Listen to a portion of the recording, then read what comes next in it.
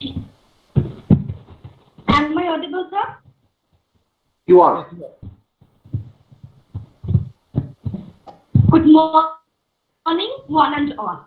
I'm Mudrima Ghosh of Undergraduate Honors Second Semester. On behalf of the Postgraduate Department of English, Bankura Christian College, welcome you all to the 14th day of its International Web Lecture Series hosted by the Department of English, Bankura Christian College. It is a moment of great honor for me to extend a cordial welcome to the dignitaries, faculty members, research scholars, students, and to one and everyone who have gathered on this virtual platform, either through Google Meet Forum or over YouTube Live. We are privileged to have among us today two eminent personalities, Professor Amrit Professor, Department of English, Vishwabharati Shantiniketan, and Dr. Vendrila Ghosh Ma'am, Associate Professor, Department of English, Diamond Harbour, Women's University. We are glad to offer them the most gracious welcome notes. Before I request Professor Amrit Sir to go ahead with his deliberation in the first session, may I request Dr. Naragopal Mukherjee sir, Reader, Department of English, Bankura Christian College, to formally introduce Professor Amrit sir. Over to you, sir. Thank you, Madhurima. Thank you so much for giving me this privilege, this honor to introduce a great resource person of Amrit Sen's caliber. Professor Amrit Sen is presently in the Department of English at Vishwabharati Shantiniketan. Interested in 18th century studies, travel writing, Tagore studies, and the history of science, he has won the Outstanding Research Award for his doctoral dissertation, The Narcissistic Mode, Metafiction as a Strategy in Moll Flanders, Tom Jones, and Tristan Shandy, published in 2007. Some of his publications and edited volumes include Gitanjali, the Centenary Edition, Rabindranath Tagore, The Unsung Hero, Rabindranath Tagore and His Circle, Sharing the Dream, The Remarkable Women of Shantiniketan, Confluence of Minds, the Rabindranath Tagore and Patrick Geddes' Reader on Education and the Environment, co-edited with Taupati Mukhopadhyay and Basavi Fraser, published from Scotland. The Scottish Enlightenment and the Bengal Renaissance, The Continuum of Ideas, again co-edited with Taupati Mukhopadhyay and Basavi Fraser, published from Scotland. And also Shantiniketan for Visitors, The Bengali Chemist Acharya Prafulla Chandra Rai and Post-Coloniality. Again, Bosundhara, Rabindranath Tagore and the Environment, published from Vishwabharati. He is joint coordinator of the UGC UG&PG project on the Scotland-India Continuum, Tagore and His Circle, and the deputy coordinator of the UGC SAP project on Rabindranath Tagore, the East-West Confluence at the Department of English. Apart from his academic engagements, he has also translated and performed in Tagore's dance dramas in national and international programs. He is presently also the joint editor of the Vishwabharati Quarterly. Among his major awards, he has won the Outstanding Thesis Award by the Government of India, the Research Award by the UGC, the Oxford 18th Century Bursary, and a host of academic recognitions. He has traveled extensively as project coordinator for the UG&PG Award to Edinburgh, Scotland as invited speaker, and to the University of Oxford and Twickenham. Also, Tongji University, Shanghai, China, as he has delivered the Tagore Memorial Lecture at the Rabindranath Tagore Center under the Mahatma Gandhi Institute at Mauritius. Professor Amrit Sen is also presently officiating as the Director of Granthon Vibhag, the publication wing of Vishwabharati, and he has been holding this post since July 2018.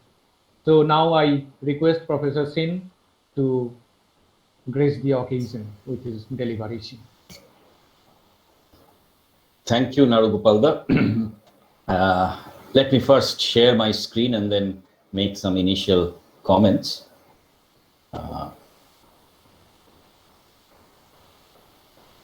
Can you see my screen? It's visible, sir. It's Could visible. you make it full screen, sir? Right. Just a moment. Right. Is it visible full screen now? Yes, sir. Perfect. Right. Okay. So good morning, everybody. Thank you for those kind words to Narugopalda and Oyon, old friends. Well, my association with Bakura Christian College has been a long one, and I have been there on various programs and always enjoyed the cordiality of colleagues and friends there. So it's great to be back, although under different circumstances. Is there anybody's microphone on? Rimpa Das, please mute your microphone. Okay. Rimpa Das. So,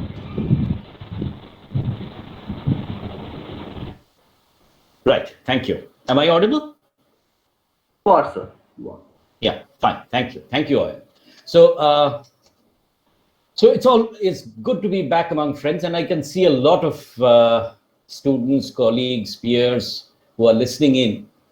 This is actually a follow-up on a lecture delivered on Book 1 of Gulliver's Travels earlier, and it takes up Book 4 of Gulliver's Travels, the Voyage to Yahoos and Homonyms. And I've titled it Of Soft and Hard Schools, Reading Gulliver's Travels, Book 4.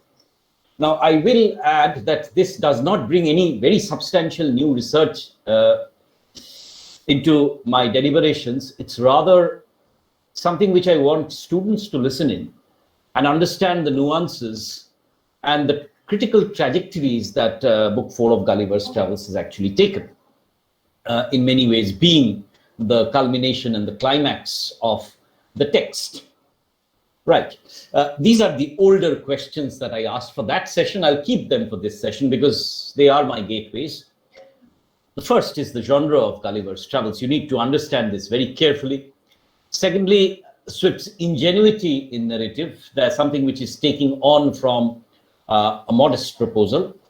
The role of specific images in Gulliver's Travels, which become crucial in linking up the text from Book 1 to 4, apart from the presence of Lemuel Gulliver. The most important question of this book, really, what is the role of Gulliver, the narrator? And let me categorically make this distinction between Gulliver, the narrator, and Swift, the author. This is going to be one of the most important distinctions of the text.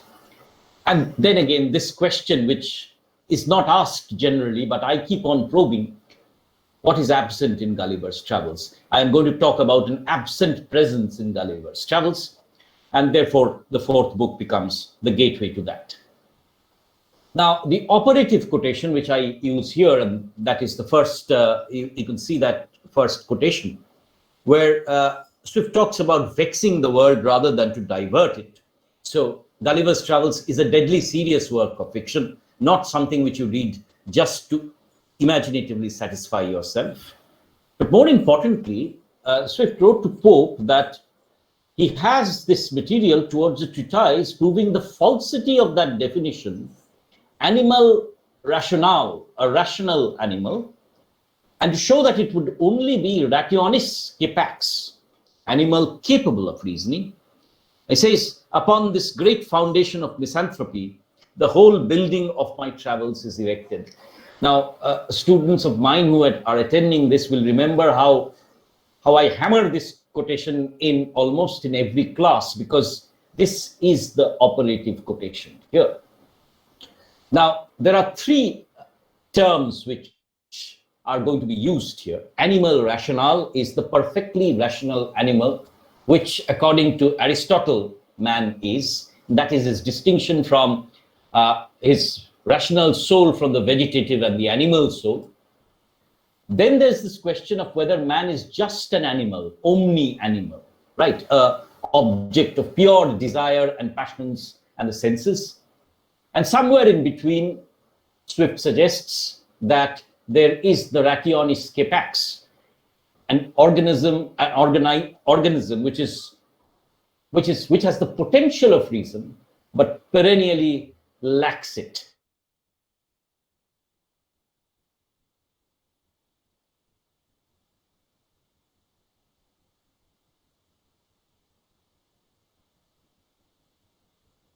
To a pyramid of that structure, then you will understand where Swift is coming from. But then there is, of course, Lemuel Gulliver at the end of Gulliver's Travels, when Gulliver says, "When I behold a lump of deformity and diseases both in body and mind, smitten with pride, it immediately breaks all the measures of my patience." Such an animal and such a vice could tally together. So at the end of the text, you find Lemuel Gulliver solipsistically isolated, staying with the horses, shunning his family, and dismissing man as a lump of deformity. So, quite obviously, Gulliver has withdrawn to the position that man is omni-animal, just an animal, and has no semblance of reason. Now, you will remember the genres, of course, the fantasy and fantastic voyages, travel writing. In this case, my argument is it is a journey into philosophy. Utopias and dystopias, all the books are various stages of utopia and dystopia.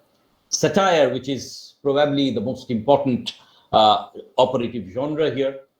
And very importantly, I'm going to argue book 4 takes up something called Menippean satire, which I'll define in a minute, and the story of Contemptus Mundi, or the criticism of man. So these are the genres. You have to understand that Swift's text is not a simple one. It's playing around with a lot of forms, and these forms are continuously jostling with each other for generic space and overlapping with each other. Now, the Menippean satire, and this is something which I would like to just linger on for a moment, is a satire that does not treat institutions or individuals in the way that Horatian or Juvenalian satires do. More akin towards Juvenalian satire, Menippean satire takes up intellectual ideas and therefore blends the serious and the comic, the high and the low, and is skeptical of any established authority. So, you see, Menippean satire is a satire against a point of view. And this was studied at length by Notre Fry, explains that it deals less with people, thus more with mental attitudes, confession in its ability to handle abstract ideas and theories, and differs from the novel in its characterization, which is stylized rather than naturalistic. So Menippean satire does not want characters who are real. Menippean satires use characters who are personas, through whom particular philosophical attitudes may be critiqued. And therefore, scandal scenes, eccentric behavior, inappropriate speeches, and there are travels to fantastic lands, extraordinary life situations. So you see, we do not expect realism from Menippean satire. Menippean satire actually thrives on the fantastic. And then William Empson talks about elements of social utopia, but Menippean satire is not, just abstract.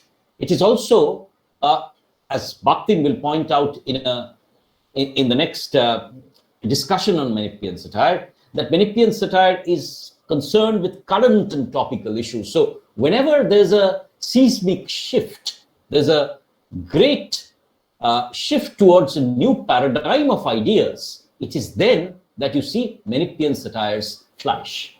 For example, the Renaissance, for example, the Enlightenment, and of course, later on more towards the postmodern, right? So whenever there's a major shift in philosophy, you locate a Menippean satire. You have to understand this. And it is this perspective which will sort of make you appreciate the complexity of Gulliver's Travels. Therefore, you see, this is my favorite image, the image of Edward's spectacles. And you see, Menippean satire therefore asks you to wear glasses through which, your vision is altered, right? So how do you see? How do you perceive? Perception, see, are very important metaphors of Gulliver's Travels. How does one look at the idea of reason?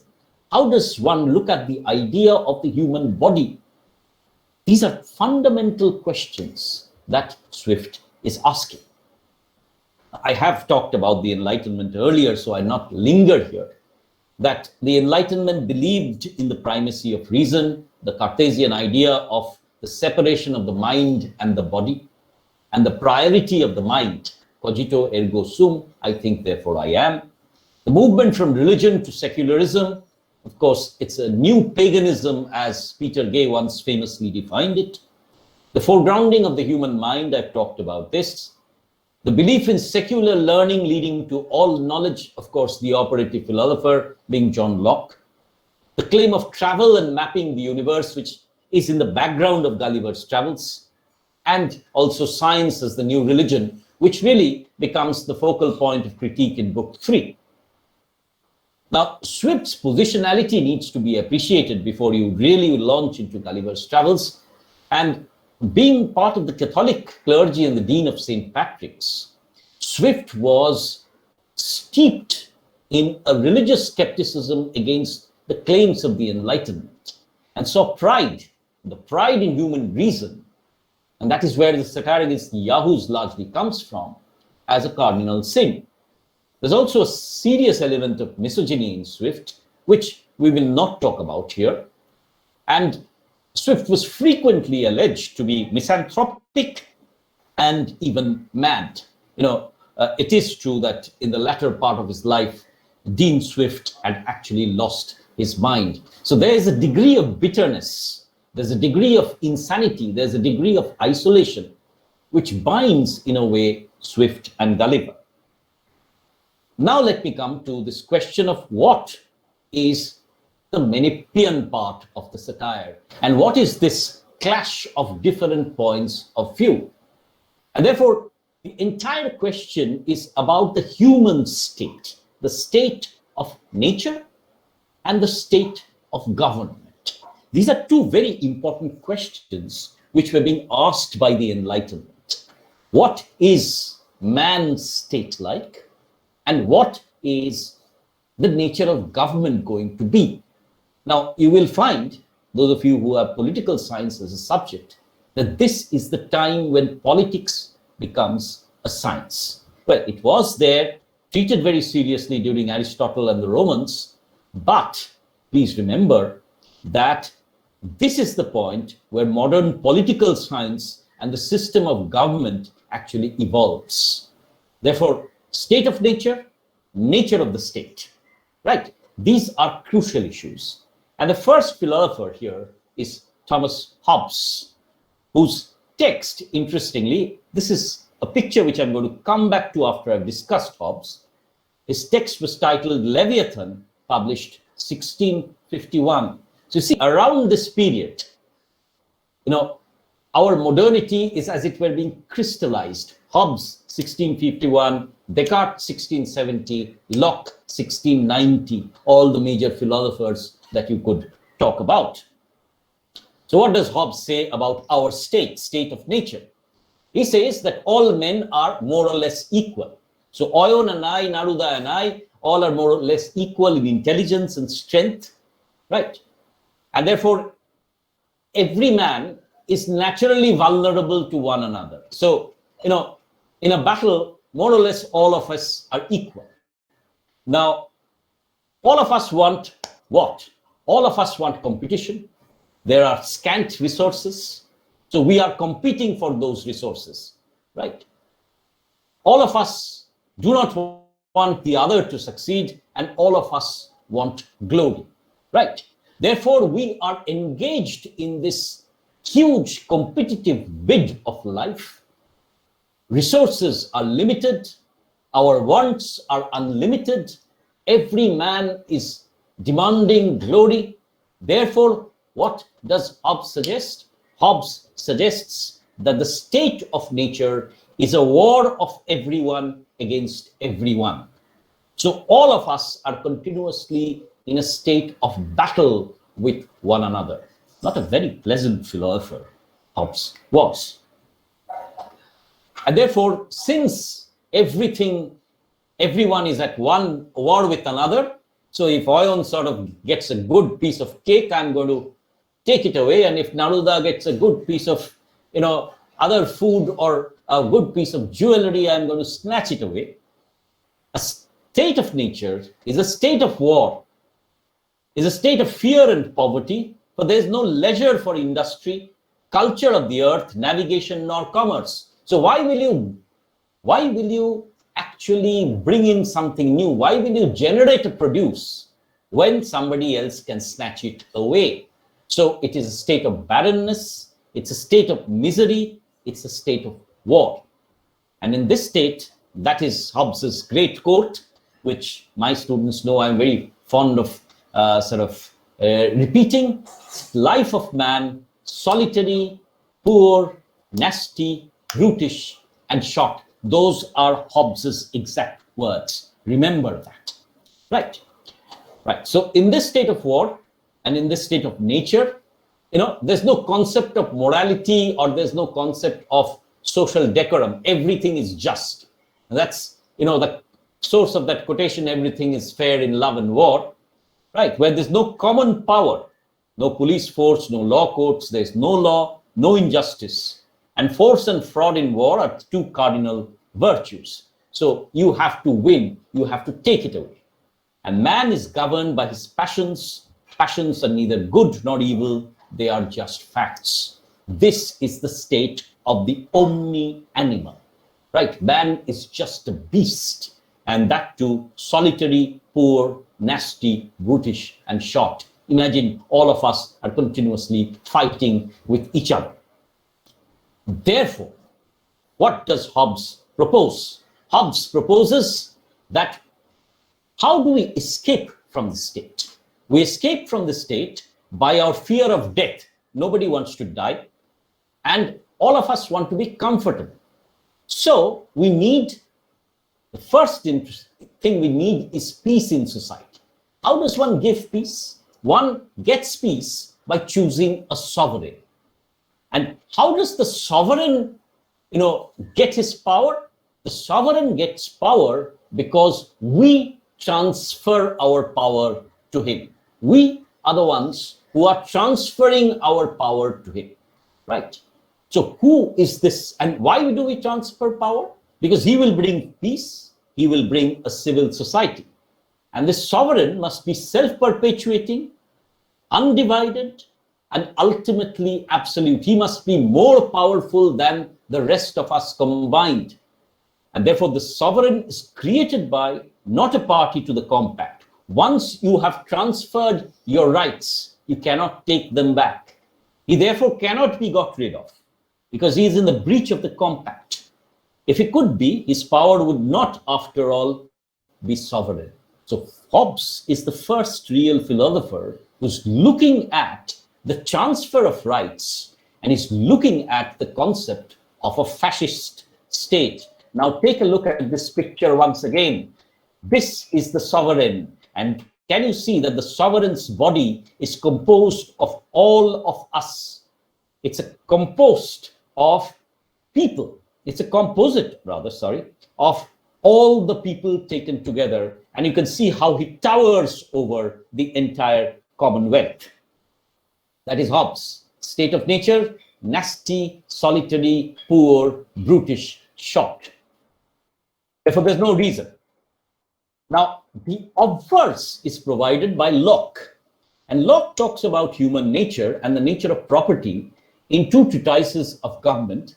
This was also a text which was published in 1690, although Hobbes was talking about this from Locke was talking about this from 1683 onwards.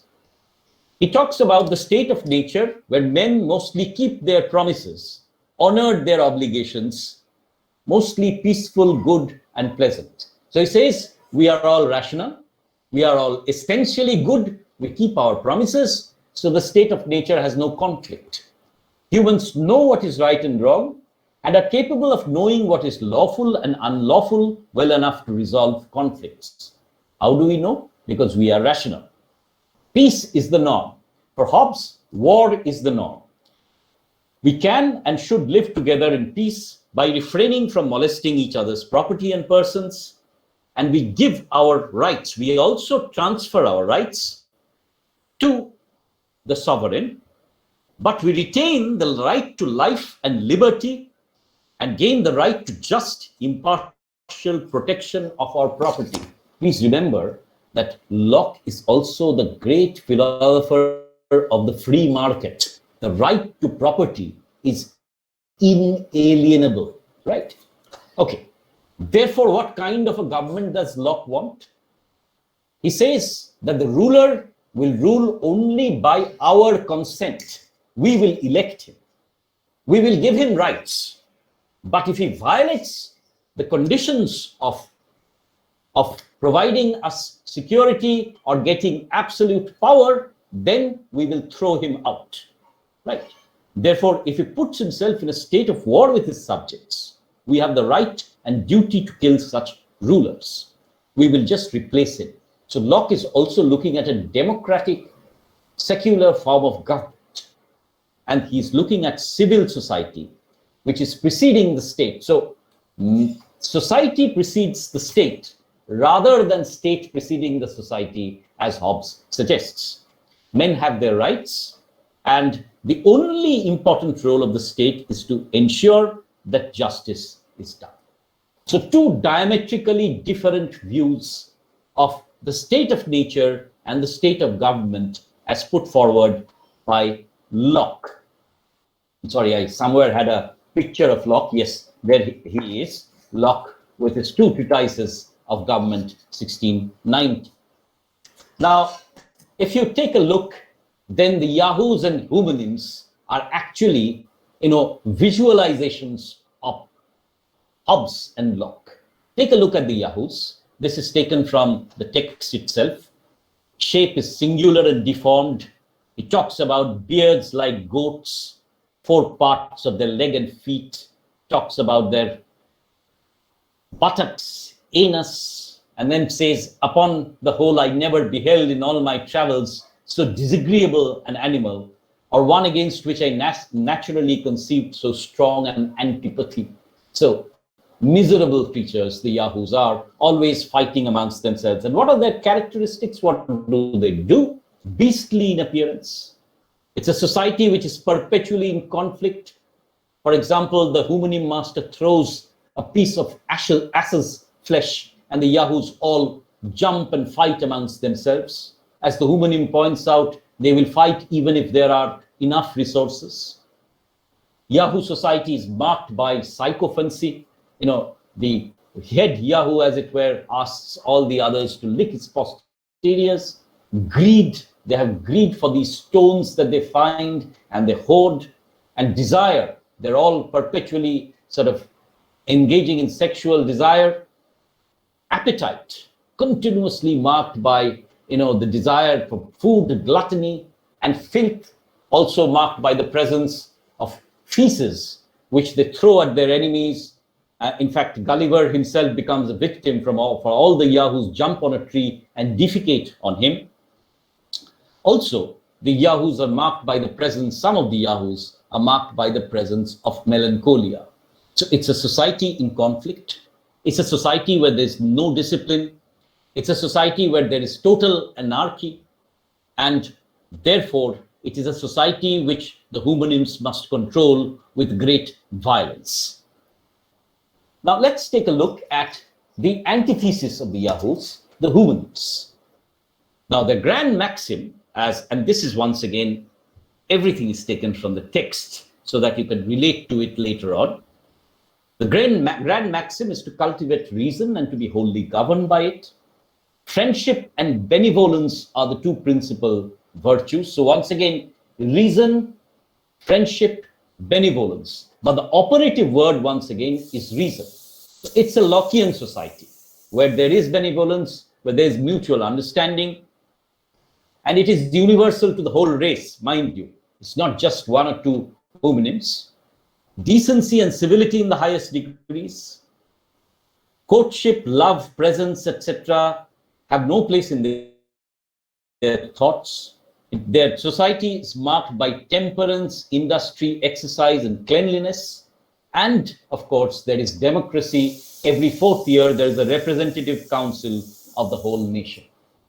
You see, if you go back to the Yahoos and if you come back to the homonyms, they are the representations of a Hobbesian vision of anarchy versus a Lockean vision of an utopia.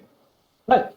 So that is where these questions of the soft and the hard schools come from.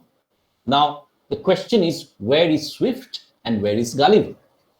Now, you see, we can see that we can have two visions here. One is that the Yahoos are the representations of man, and the homonyms are an utopia that the narrator looks at. Therefore, human society is nasty, brutish, and short. And that Swift is Gulliver. He is misanthropic, and he is categorizing human society as completely chaotic. Or else, you can suggest that no, this is not true. That there is a distance between Swift and Gulliver, and that Swift is also critiquing Gulliver, that the humanims are not really the human idea. That Swift, in believing the humanims completely, is actually being fallacious. I'm sorry, Gulliver, in believing the humanims, is being fallacious. You see, that's the fallacy which even I am committing within the lecture. You must never commit that. You must ponder as to whether there is a distance between Swift and Gulliver. Right?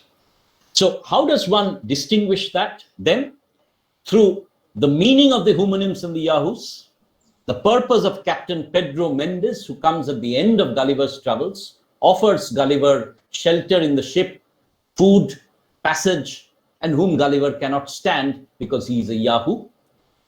And the meaning of Gulliver's insanity at the voyage's close, where he takes up residence in the stable rather than accepting the love of his wife. Now, these two schools are called the hard and the soft school. By the way, am I audible? You are perfectly audible, sir. All right, thank you. Thank you. These two schools are called the hard and the soft schools. The terms were used by James Clifford in a 1974 essay titled The Hard and the Soft Schools. This is one of the most important pieces of criticism of Gulliver's travels. What is the hard school? The hard school of thought operates under the same basic principles as the early critics who linked Gulliver and Swift. That Swift is Gulliver, and that mankind is the Yahoo and therefore must be completely, utterly critiqued and shunned. In this school, the homonyms are Swift's ideal for mankind, and the despicable Yahoos should depress or even anger the reader. We are the Yahoos, we can aspire towards the homonyms, but we can never become the homonyms. Right. But it's very difficult to justify this because Swift was a far cleverer author. In letters to Bolingbroke and Pope, he explained that he had always rejected the definition of man as a rational animal, but he did not hate mankind. On the contrary, that he felt that holding men to unattainable ideas is the true misanthropy. Right? Therefore, we go back once again to this slide once again that I had talked about, and this is the operative once again slide, that proving the falsity of the definition of the animal rationale, but rationis capax. Man is not omni-animal. He has the capacity of reason, but he is not animal rationale as yet. Please remember that when Kant will be talking about the Enlightenment, he will also be talking about the enlightenment as a process. He will say, we have not attained enlightenment. We are in the process of attaining enlightenment. But the hard school doesn't see it that way. The hard school says that man is only an animal, right? Substantiation. How does the hard school substantiate this? This is the interaction between Swift and a female Yahoo. When Swift, I'm sorry, not Swift again, I'm very sorry, Gulliver and the female Yahoo. When Gulliver strips and he sort of is having a bath, then a female Yahoo notices him and, blinded by desire, jumps into the water and tries to copulate with him.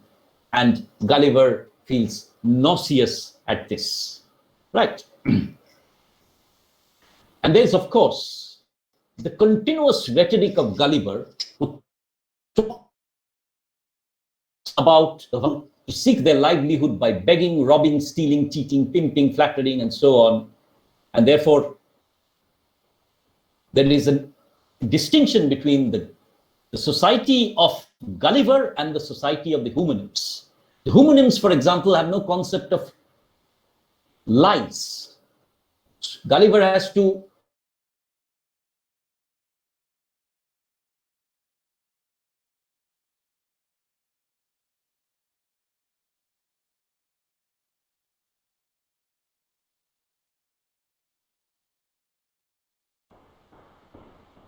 Hello, sir. solitary, nasty society. Ultimately, you see, Gulliver is also left absolutely solitary, right? So they say that Gulliver is right, man is a Yahoo. Right. Let me come now to the soft school. The soft school rather suggests that Gulliver is the object of satire, not man. They say that Gulliver is insane at the end of the fourth voyage, and that Gulliver is so blinded by his fascination for reason that he does not see human goodness, alternative human possibilities, right? And Swift had actually used this device in a modest proposal earlier. So in this, there is a distance opened up between the narrator, Gulliver, and the author, Swift, that Gulliver himself becomes the target of Swift's irony. Gulliver is, and if you look at his status, is a surgeon, therefore a man of science. It's blinded very often. It's a narrator of Menippean satire, and finally isolated and in total misanthrope. Interestingly, if you carefully note this, that Gulliver is always caught in between, right? He has the body of a Yahoo, but the rationality of a Human. Therefore, he's very uncomfortable in the chain, right? He's the middle link because he's the transitional point between the purely intelligent and the purely sensual. So he's somewhere hanging in between the Hobbesian and the Lockean idea of nature. Now, he's the third of 5 children. In Lilliput, he's too large. Brobdingnan, he's too small. He's not wholly governed by reason, not the most unteachable of brutes. And that is why Swift continuously, I come back to that slide, neither animal rational nor omni animal, but rationis capax. That is the basis of Swift's idea. But I have a certain different idea to propose. And this is not James Clifford. This is yours truly, me. And I'm suggesting that there's a third possibility which opens up. And that is what I call the harder than the hard school. The hard school said that man was a Yahoo. The soft school said that man was neither a Yahoo nor a human.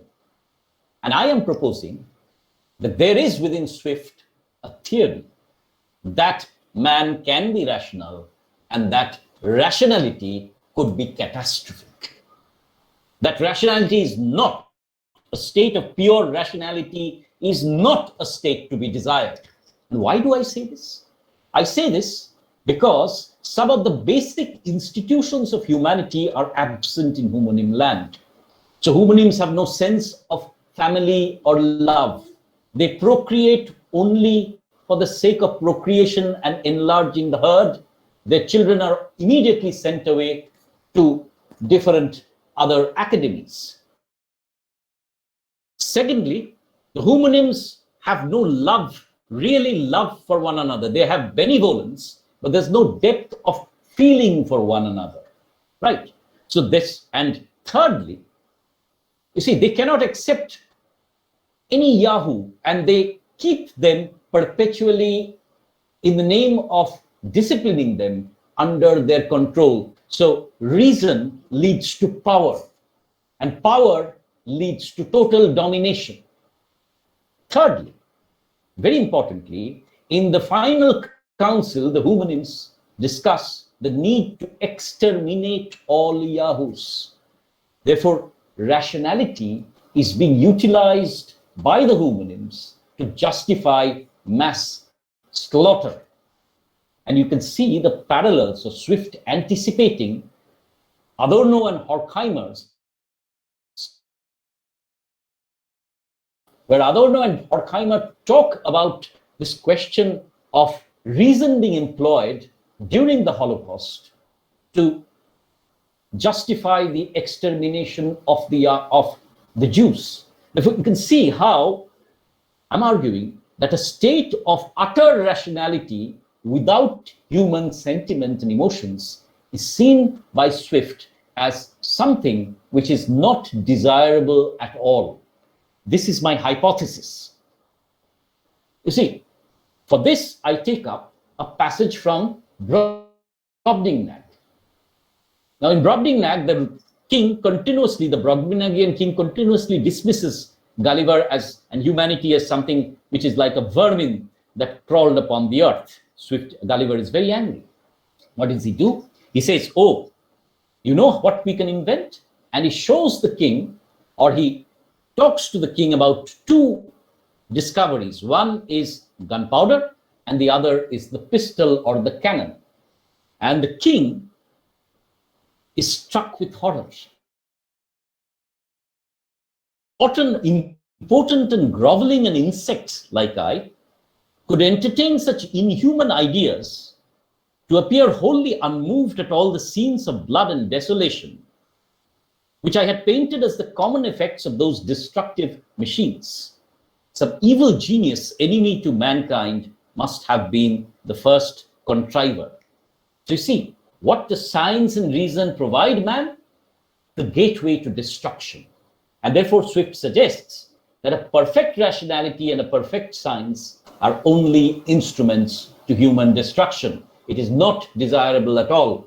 For those of you of my generation who did in our high secondary years a play called Progress, where you see Professor Corey devises a bomb, and his sister actually destroys that invention because she says humanity is much more important than reason or science.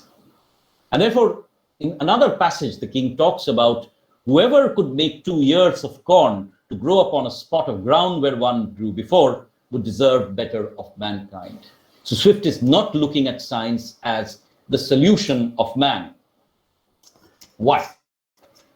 You see, this is where I come back to my earlier point about Swift's positionality as a Catholic priest. And this is what is absent in Gulliver's.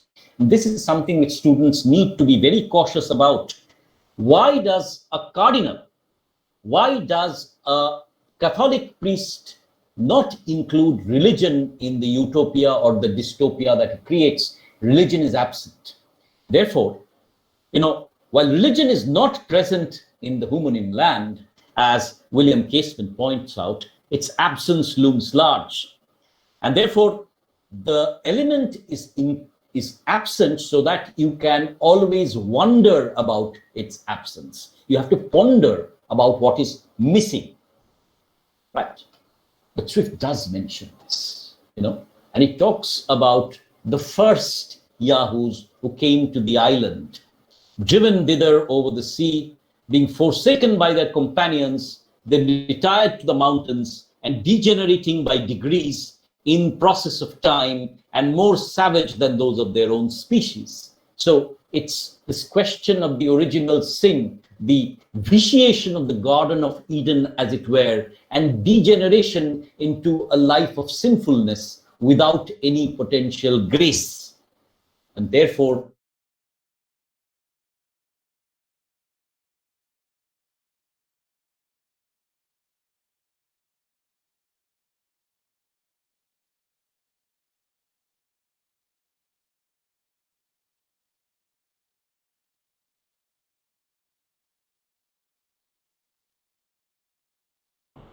Hello, sir. Professor Shen, am I audible?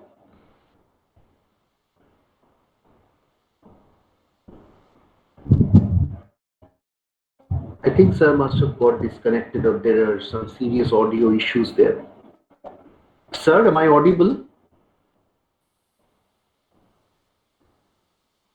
Should I call him? Uh, May I call him? Sir, could you give him a call? Yes. Okay.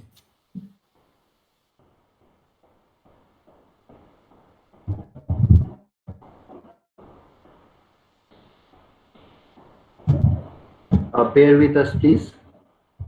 Sir has got disconnected somehow. There are some network issues, I think. So participants, please wait.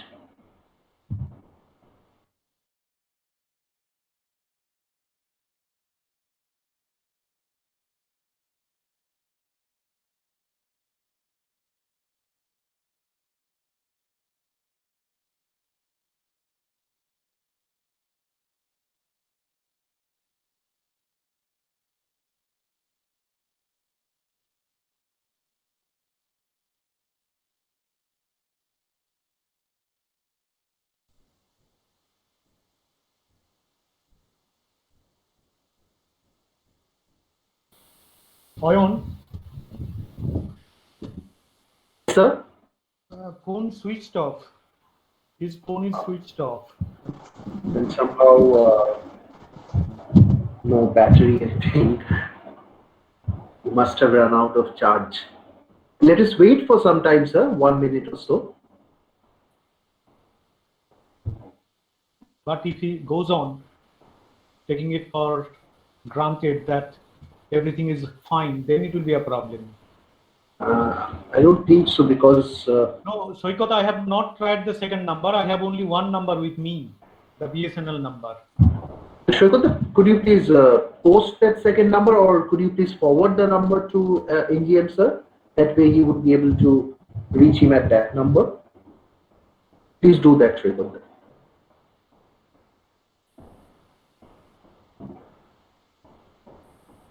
Asking all to patiently wait. Thank you.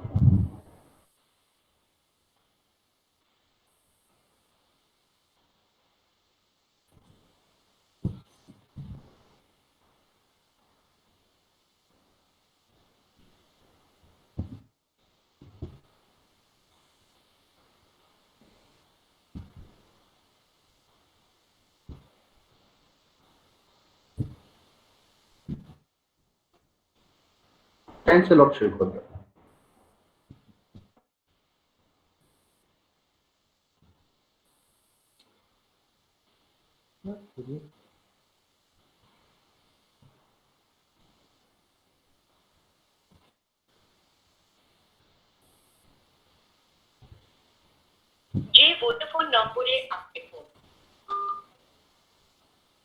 No, both are switched off. Both the numbers are switched off. Oh my God. So wait for some time and then try once more. Yeah, really sad. He was going brilliant as usual. From the beginning itself, I found that there were some audio issues. Sometimes his voice was breaking. Anindo, could you call Sumidhi, please? Yes, that's a good solution Shwekota has given us. Onindoda, are you there? If you could call Moshumidi, that might solve the problem.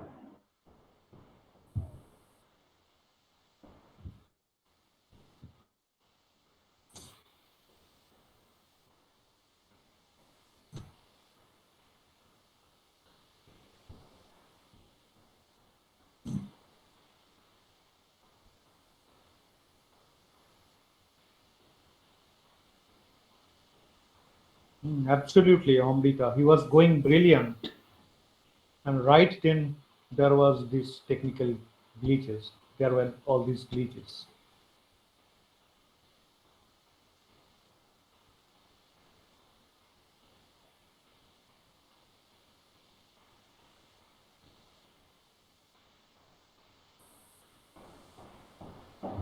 Sir, could you try once more?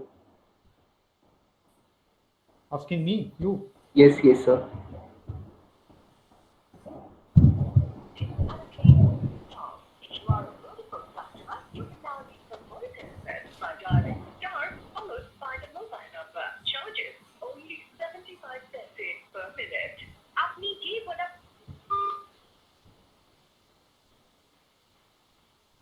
Call করছে সেটি এখন switch off আছে অনুগ্রহ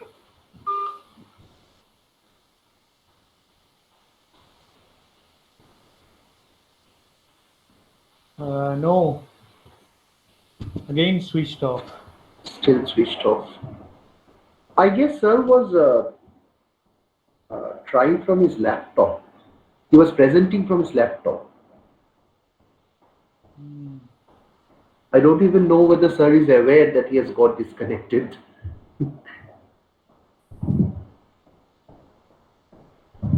If he is there in Kolkata, it won't be a problem. But if he is at Bolpur, it might be a problem because he said earlier that at Bolpur there are always some such problems, network. Network issues. Okay. So I don't know where he is now. In Kolkata or at Bolpur, I don't know.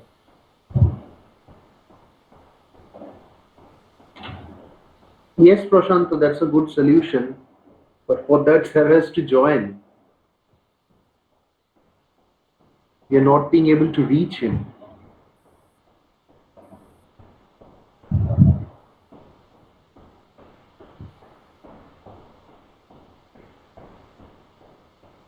Unfortunate for us.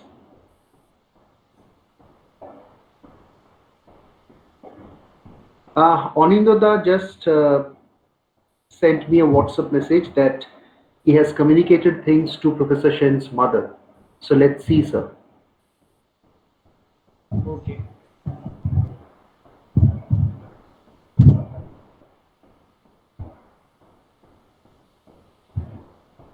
Let us wait for some time. I think sir will rejoin.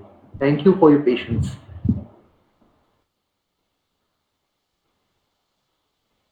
So let me call him. Okay, he's available now. Okay, please do, sir. Please do.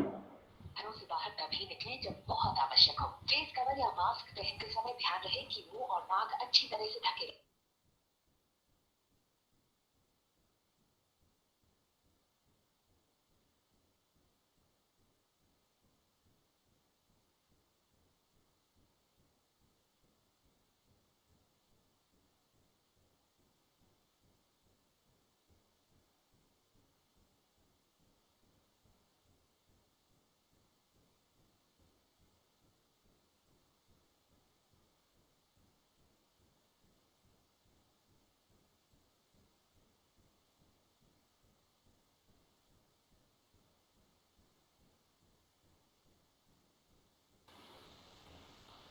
No, not again reachable.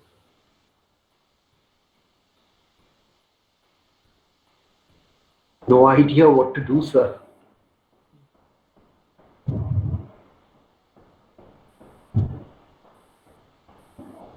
Did you get a message that he is available to take calls?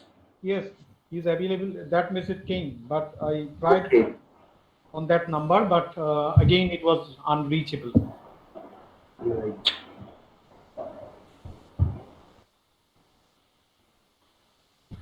Namaskar. To stop the spread of coronavirus disease or COVID-19, we will have to stay indoors. Step out only if it is very essential and keep a distance of at least 1.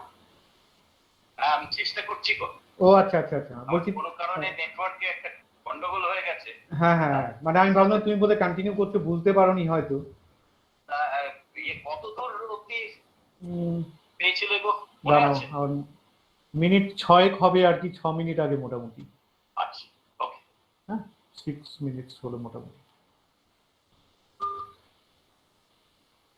Sir is in. We are so happy to have you back, sir. Sir, please unmute yourself. I'm sorry, my network We betrayed are me today. extremely happy to have you back, sir. Please go on. Let me just share the screen if it's Yes, possible. sir. Yes. Take your time, sir.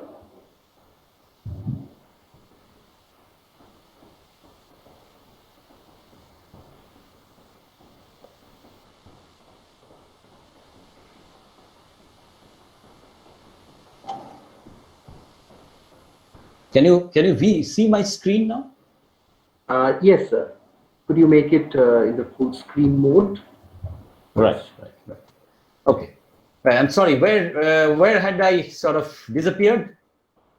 Which point? The Yahoo slide was there, I think. The Yahoo and the original thing. Yeah. That one, sir. Right. So I was Sir, talking you're about. telling about that rationality and reason is not desirable and Swift is not looking science as a solution to man's problems. I've told up to this, sir. Sir, this is Shuchishmita. Right. Okay. So I had shown this voyage to Brobdingnag as an example of why Swift is not there. Anyways, let me get back.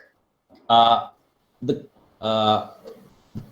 idea of that I was sort of delving on was the harder than the hard school, where science is not at all, or a state of pure reason is something which is to be desired at all. It's not something that is an utopia in itself. And Swift is using Brobdingnag as an example, where Gulliver, when he talks to the Brobdingnagian king and is dismissed by the Brobdingnagian king, actually sort of shows him two inventions, or talks to him about two inventions, that of gunpowder and that of the cannon. And the king is so horrified that a tiny puny animal like man, and I hope you look at this slide, you see, so impotent and groveling as insect as I could entertain such inhuman ideas, as to appear so wholly unmoved at all, the scenes of blood and desolation,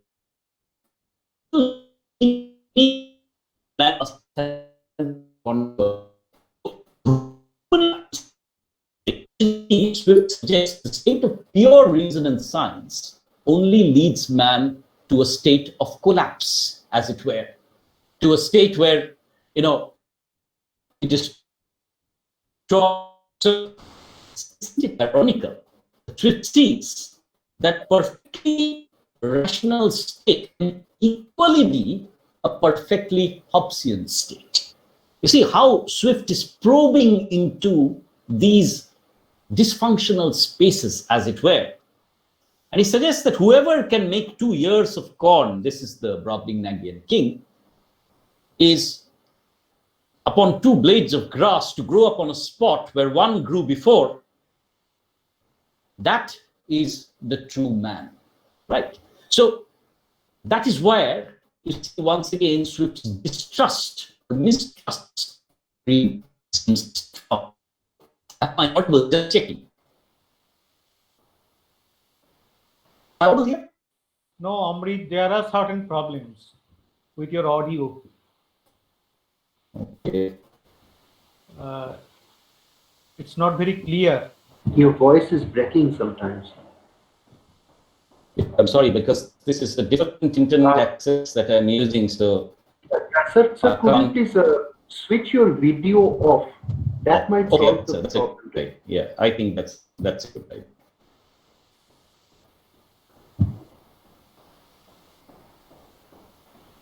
Okay, right. I've switched the.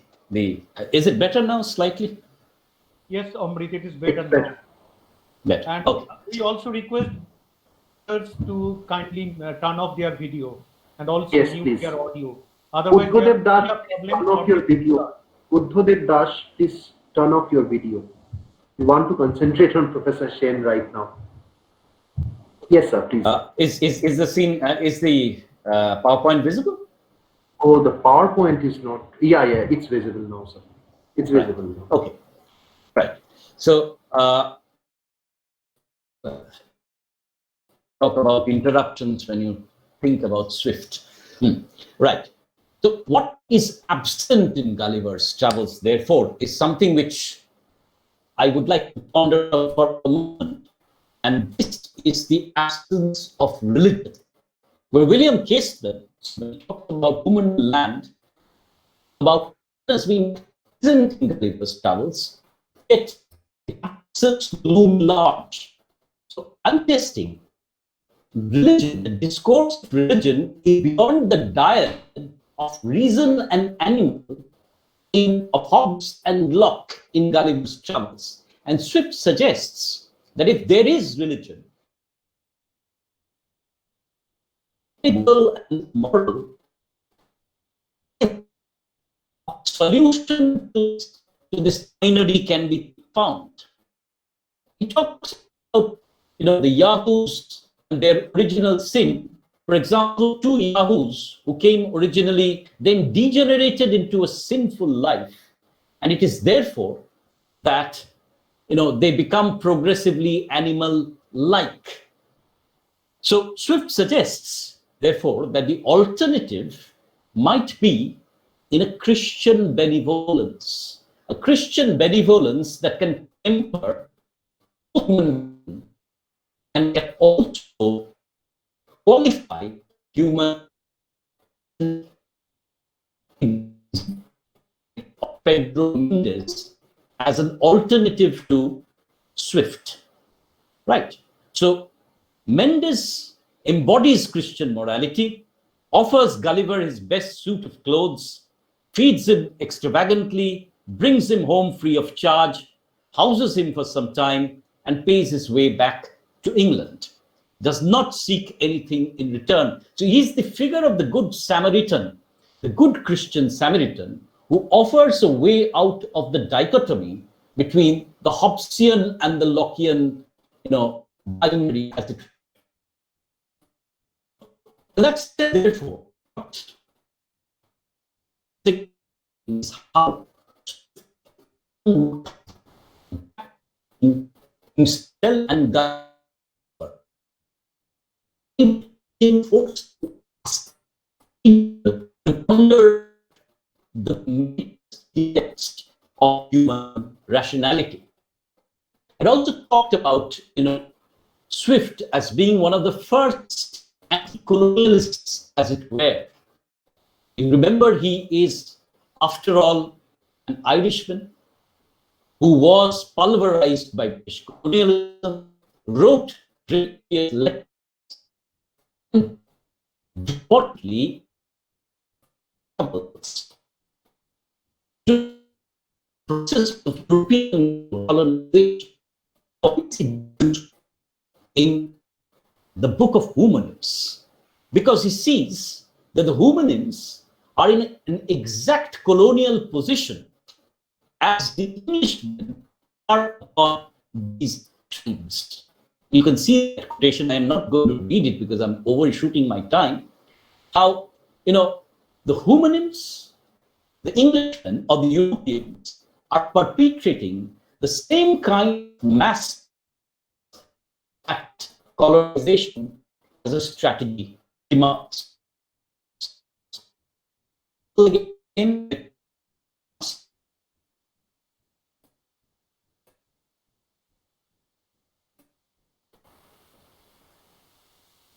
not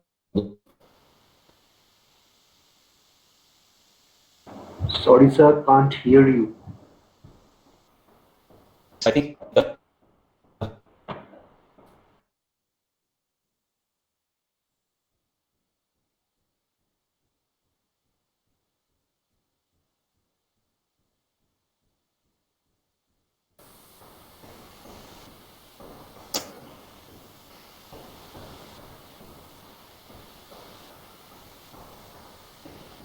am I audible now?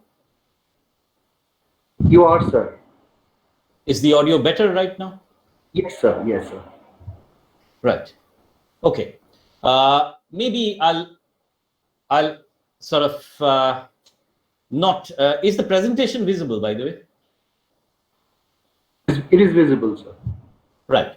So The question therefore remains, I go back to the earlier slide, where I was talking about Swift and the anti-colonial satire in Gulliver's Travels, Book 4. By the way, if I'm not audible, just give me a ring, right, so that I can understand and rectify the problem. Right. So Swift is using, a passage in Gulliver's Travels, Book 4, where he talks about the crew of pirates, where he talks about, the way in which the natives are displaced and they're massacred by the European colonizers. Now, why does Gulliver bring this passage in Book 4? Is it because he sees the hominins as driven by reason, perpetrating the same problem of colonization on the Yahoos?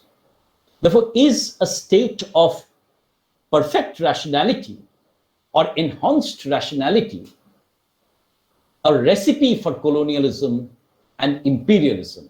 Is human rationality always integrated with power relations? Swift is probing into these difficult zones through this particular satire. Now, this is another slide which I was talking about, why use the horses? And this is a question that many of my students put before me. Why the animal, the horse as the animal? You see, because, to prove the older Aristotelian thesis of man as the animal rationale, homo est animal rationale, Swift needed an animal which was seen to be the antithesis of rationality. And you can see that in classical literature, you see, the horse is seen as the most irrational of animals. Yeah, I've talked about Porphyry's Isagoge, and therefore the binary is between the homo and the equus. And therefore, the equus is seen as the animal hinible, right? And you can see where the word hominins come from, whining of the horses, hinible, as it were, making this dichotomy clearer. So a perfect rationality, and you can see how Swift is playing around, is a perfect rationality once again leading us towards a perfect state of being animal, being violent, being Hobbesian. So my question is, Swift is probably suggesting that this is a dichotomy between Hobbes and Locke. So Hobbes is for the state of nature of misery, Locke is for the state of nature for rationality. But is a state of actual rationality leading us on to a more Hobbesian state of misery, conflict, power, and therefore a more animalistic state? See how Swift is cleverly, continuously poking us, vexing us, rather than to divert us. And how does he link up the 4 books of Gulliver's Travels? I'm suggesting he links it up through certain images, apart from the figure of Gulliver. What are these images? Glasses. How does one see man? How does one see human nature? The body, right? The Enlightenment prioritized the mind over the body. Swift is prioritizing the body over the mind.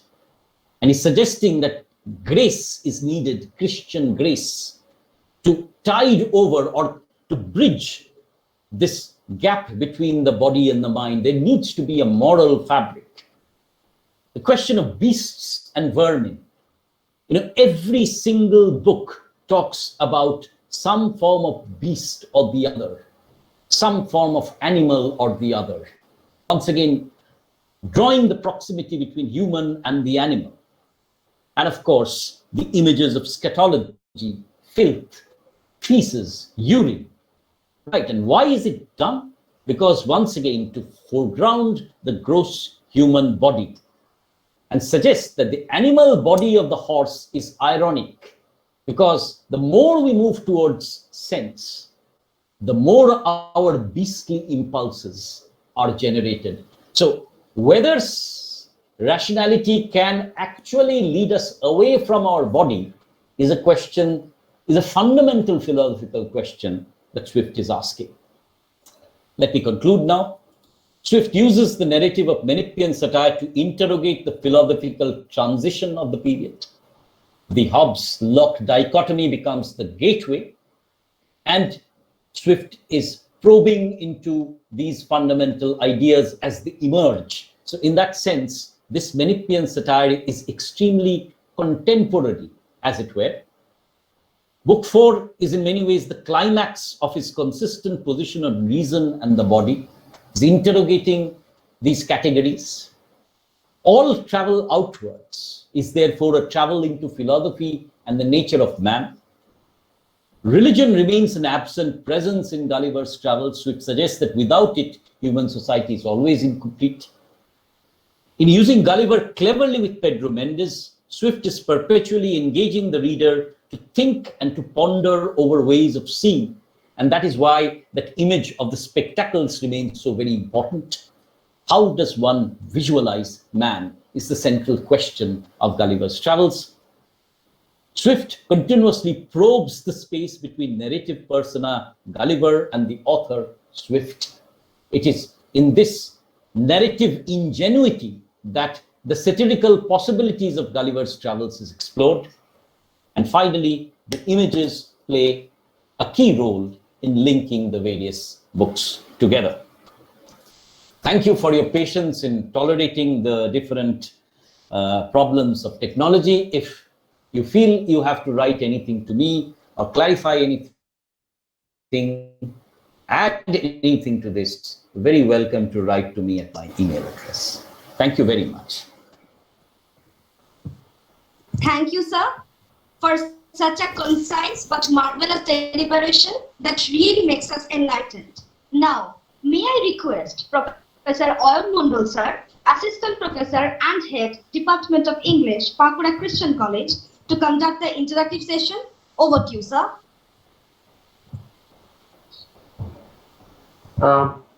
Thank you, Madhurima. Thank you, Professor Shen, for such a wonderful deliberation.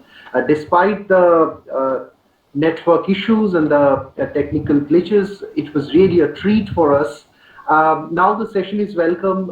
It is open for questions, interactions, observations. So if anybody has anything to ask, I think Professor Shen is ready to answer them. You might unmute yourself and put your questions to Professor Shen, or you might post them in the chat box.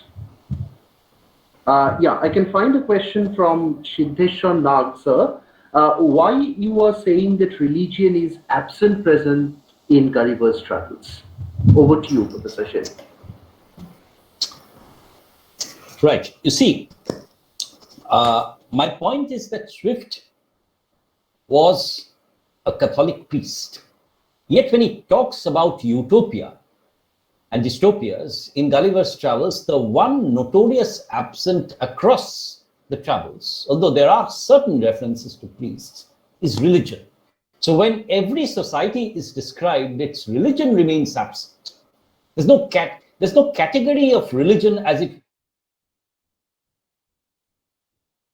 were discussed in Gulliver's book. And it is therefore that I'm looking at what this absence does.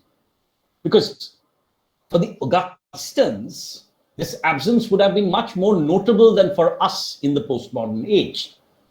Now, therefore, it's forcing the readers to ask that what does this absence of religion, every society tends towards exploitation, greed, power, bestiality, as it were. The body is foregrounded. Therefore, the question is, so every utopia is actually a dystopia. Lilliput is a dystopia. Brobdingnag is a utopia based on which human society is a dystopia. Laputa is a dystopia. Yahoo is a dystopia. Even Humanim Land is not an utopia. That's what I argued. Therefore, what is lacking? What is missing? What is a missing component of all these dystopias? It is, Swift suggests, grace, religious morality, religious feeling.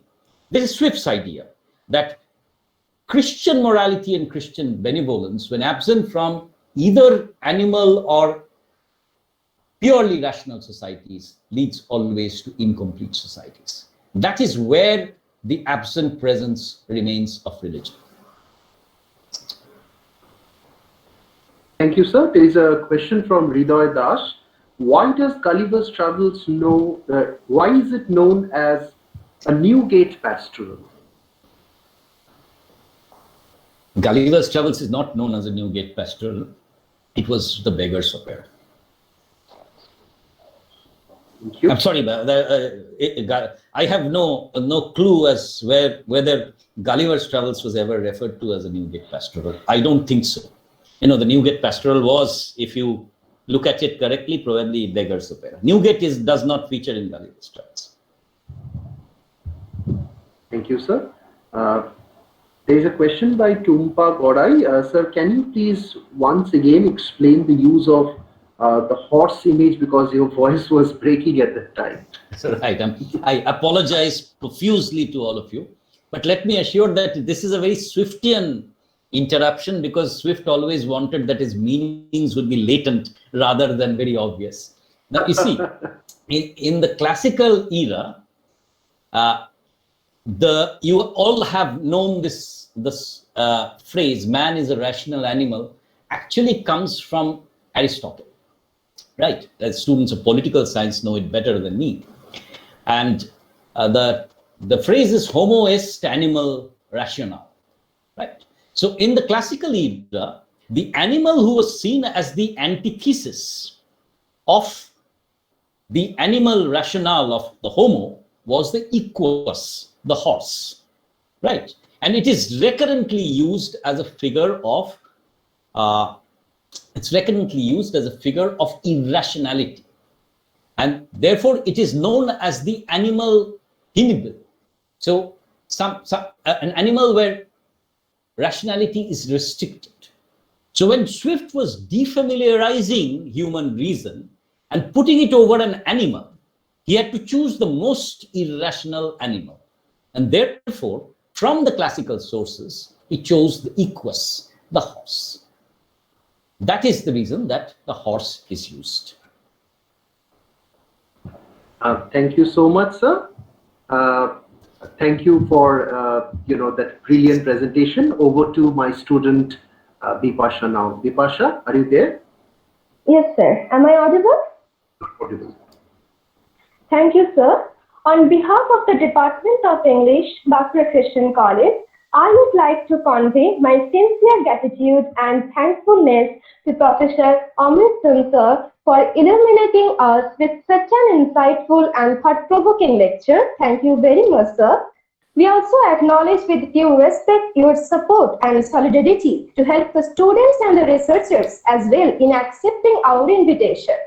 All the faculty members, research scholars, students will surely be benefited to a great extent from this lecture. Thank you, sir. Thank you very much.